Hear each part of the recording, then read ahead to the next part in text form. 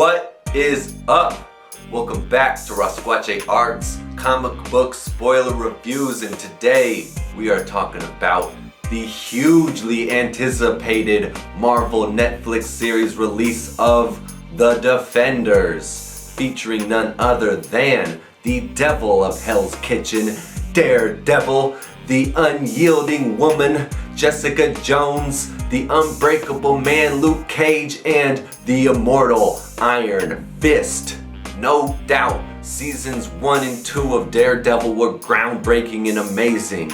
And no doubt, seasons 1 of Jessica Jones, Luke Cage got a little slow, and the less said about Iron Fist, the better. So, can Marvel and Netflix find a way to bring these 4 small tiered heroes that we know and love together in a fantastic mini series? And the answer is hell yeah, they did. Oh boy, let's get into it. So first and foremost, it is the chemistry between the Defenders that makes this whole show work, because they have what I like to call the Ninja Turtle effect. What is the Ninja Turtle effect, you might ask? Check this out. Michelangelo and Donatello, not exactly the obvious pair, but the two seem to get along. Raphael, Leonardo, they're a bit stronger and tougher than the other two, and they butt heads all the time. But when all 4 turtles are working together, they kick much shredder ass and take on the Foot Clan. But we're not working with the Foot Clan, we're working with the Hand, baby! So of course we all wanted the bromance between Iron Fist and Luke Cage, and they gave it to us, but they didn't force it down our throats. They let their differences shine and allowed their friendship to be more natural, in that one was a bit more arrogant while the other was humble. One was very grandiose while the other liked to keep it simple. Iron Fist is passionate and fiery while Luke Cage is calm and dignified. He's just trying to look out for Harlem, look out for the little guy, while the Iron Fist is wrapped up in these tales of Kung Lung and his journey as the Iron Fist. And the way they kind of stepped on each other's toes was very real, and it felt like how best friends ought to be. So I like the way they did that. And then we got the Jessica Jones and Daredevil combination. Obviously these are the tougher two, and I want to see a comic where these two work together, something I can flip through. We got the blind ninja lawyer, and then we got the resentfully super-powered private detective. These two do not get along on paper, but they respect one another, and that's what makes them fun to watch. Then of course, we got the Luke Cage and Jessica Jones relationship from the past seasons, and I like the way that they brought in these loose ends, and they didn't exactly tie them up, but they allowed these characters to say, hey, hi, nice to see you. I wish, I could have handled things better, but it is genuinely great to see you again, and I'm glad to have you around, because these two weirdos have all this mystical kung fu nonsense going on, and they grounded the show, and they were the New Yorker, the audience member, going like, man, that's super fantastic, and these two are a little more normal. So I like that we had that contrast as well. Once again, the yin and the yang of the Ninja Turtle effect in action. Now let's talk about the villains. I like the 5 fingers of the hand approach, because you gotta come up with something bigger than any of the 1 seasons before in order to bring all these characters together. Although I was a bit disappointed with some of the characters. Not Madame Gao. I always loved Madame Gao, and I thought Sigourney Weaver was very powerful, very intimidating as Alejandra, despite her god-awful wardrobe choices. I did not like the replacement of Nobu with Murakami, nor did I really care for bringing back Bakuto from Iron Fist, but it is what it is.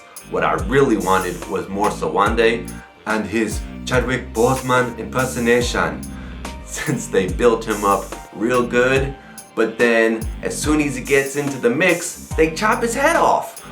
I like that dude. I just wanted to see maybe 1 or 2 more episodes of him. Now let's talk about it. the scene stealer, the electrifying Elektra Nachos. She was mesmerizing, terrifying. I mean, there's just something about a living weapon with no memories that makes you doo-doo in your pants. And it's even scarier once that character starts to regain those memories because you don't know what she's going to do next. I thought the best part of this whole season, the best scene, was her returning to Matt's apartment. They could have gone with the flashbacks, but they didn't. They just have her show up and I recognize, oh, what does she think? What in the hell is she doing? What is going on? And you don't know exactly how much she remembers or what the hell is running through her mind. Just the peacefulness that she feels when she is back in that apartment and she balls up on his bed and just takes a nap and is just by herself and it's peaceful. This living weapon just feels safe in the enemy's lair. It was beautifully done. I love that scene. So my one big complaint with this turn in the story is that going forward, her choices, Elektra's choices, are the driving force behind the story. Everything she does makes everyone react, but her motives aren't exactly clear. I want to know, how much time did she spend in Matt's apartment? What did she share with Matt? Why did she go back to the Hand even though she regained her memories and had the opportunity to be with the man she loved? Why did they die together? Why did she choose everything she chose?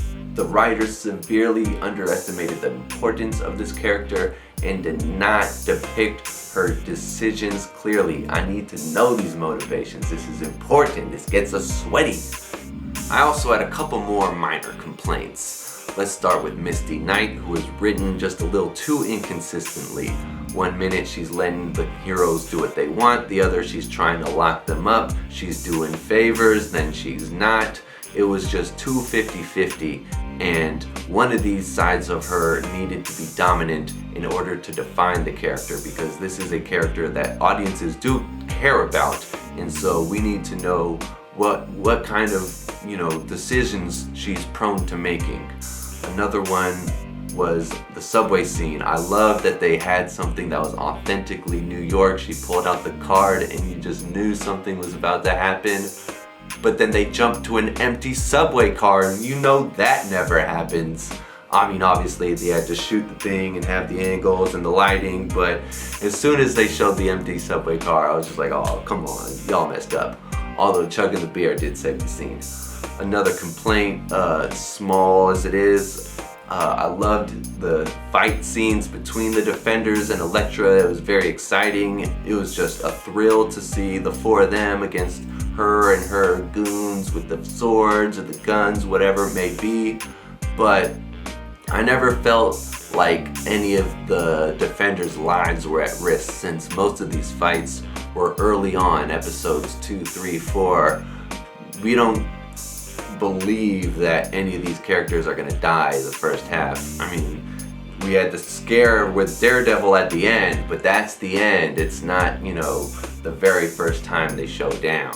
So, I gotta ask myself, can I compare watching the Defenders to watching the Avengers? And personally, my answer is hell yeah, because I got the same feels, the same excitement, that same nerd sweat dripping down my forehead watching the Defenders as I got watching the Avengers for the first time in theaters. Only instead of 2 hours, it was a solid 8. Oh boy, oh boy, oh boy.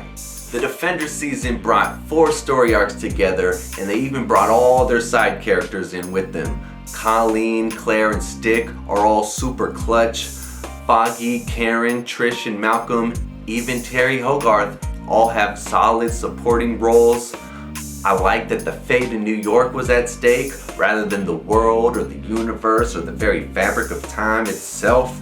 We had 4 stubborn, antisocial hardasses destined to walk the same path, even though their personalities are destined to clash. But This meant in order for these characters to work together, it meant that they had to have a soft spot for one another, you know, because they all want to do things their own way. But if they want to work together, that means they're choosing to work together, and that's what made this whole thing so much more gratifying to watch. I just want to hang out and see these guys in the Chinese restaurant talk. I want to see them fight together. I want to see them working together. I just liked that these individuals decided we are better as a team. Alright, that's it. Those are my thoughts. I hope you've seen The Defenders, otherwise I just spoiled all of it for you. This series was one big kung fu party, and I can't wait to let a couple, weeks, months go by, let that itch start to build up so I can go back and watch it again, because I know there are some things that I missed, some things that might flow better if I know how all the pieces work together. So I'm gonna go back and watch this maybe 2, 3, 4 times. I love this series. I can't even, bursting. It was inspiring. It made me want to create. And speaking of creating, I'm almost done with Calaca 2, the storyboards. I'm like 95% of the way there, so just bear with me. In the meantime, you can go to calacacomic.com or rasqacheart.com and check out what I'm doing on the side. You can like and subscribe, leave a comment, tell me what you thought of Defenders. I hope you're having a good summer because the fall's coming in. Oh boy, oh boy. Peace.